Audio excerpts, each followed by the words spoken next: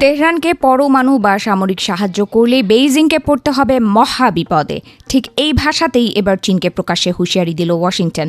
মার্কিন কর্মকর্তা গ্রিয়ারের সোজা কথা, ইরান ইস্যুতে চীনকে বিন্দুমাত্র রিয়াদ করতে রাজি নয় হোয়াইট হাউস।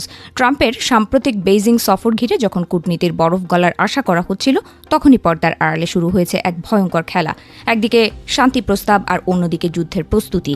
এই দুয়ের মাঝখানে দাঁড়িয়ে এখন মধ্যপ্রাচ্য। পাকিস্তান যেখানে ট্রাম্প প্রশাসন ও ইরানের মধ্যে মধ্যস্থতাকারীর ভূমিকা পালন করছে, সেখানে চীনের ভূমিকা নিয়ে দানা বাঁধছে তীব্র রহস্য। বেইজিং কি আসলেই শান্তির দূত, নাকি নেপথ্যে চলছে অন্য কোনো ছক? প্রকাশ্যে চীন দাবি করছে তারা মধ্যপ্রাচ্যে ক্লান্তিহীনভাবে শান্তির জন্য কাজ করে যাচ্ছে।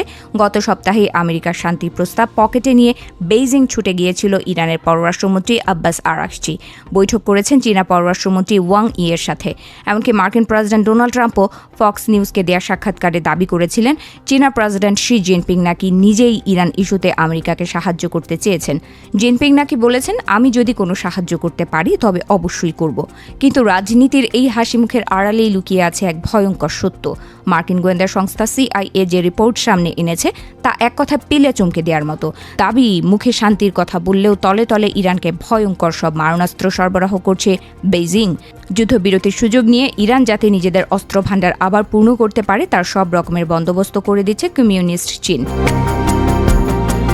মার্কিন গোয়েন্দা সূত্রের খবর, আগামী কয়েক সপ্তাহের মধ্যেই ইরানের মাটিতে পৌঁছতে চলেছে চীনের তৈরি অত্যাধুনিক এয়ার ডিফেন্স সিস্টেম বা বিমান প্রতিরক্ষা ব্যবস্থা। আর এই পুরো অপারেশনটি করা হচ্ছে অত্যন্ত গোপনে। বেইজিং সরাসরি তেহরানে অস্ত্র না পাঠিয়ে তৃতীয় কোনো দেশের মাধ্যমে এই ড্রোন আর মিসাইল ডিফেন্স সিস্টেম পাচার করছে, যাতে অস্ত্রের গায়ে চীনের সিলমোহর কেউ ধরতে না পারে।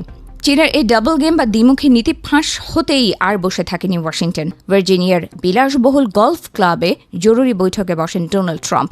মার্কিন ভাইস প্রেসিডেন্ট ও secretary of state JD Vance এবং CIA প্রধান জন রাটক্লিফ সহ বিশেষ মার্কিন দূত স্টিভ উইটকফকে নিয়ে তৈরি হয় জরুরি রণকৌশল। মঙ্গলবারই হোয়াইট হাউসের সিচুয়েশন রুমে বসতে চলেছে চূড়ান্ত হাই ভোল্টেজ মিটিং।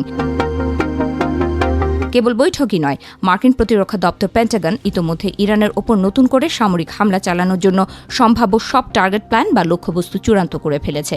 ট্রাম্পের সবুজ সংকেত পেলেই যে কোনো মুহূর্তে ইরানের ওপর আছড়ে পড়তে পারে মার্কিন মিসাইল।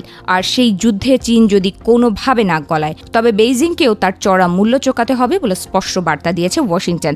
একদিকে চীনের তৈরি এয়ার ডিফেন্স সিস্টেম, অন্যদিকে পেন্টাগনের তৈরি হামলার ব্লু প্রিন্ট। একদিকে শান্তির প্রস্তাব, অন্যদিকে যুদ্ধের দামামা। ইরানকে কেন্দ্র করে কি তবে আমেরিকা ও চীনের মধ্যে একবিংশ শতাব্দীর সবচেয়ে বড় সংঘাত আসন্ন?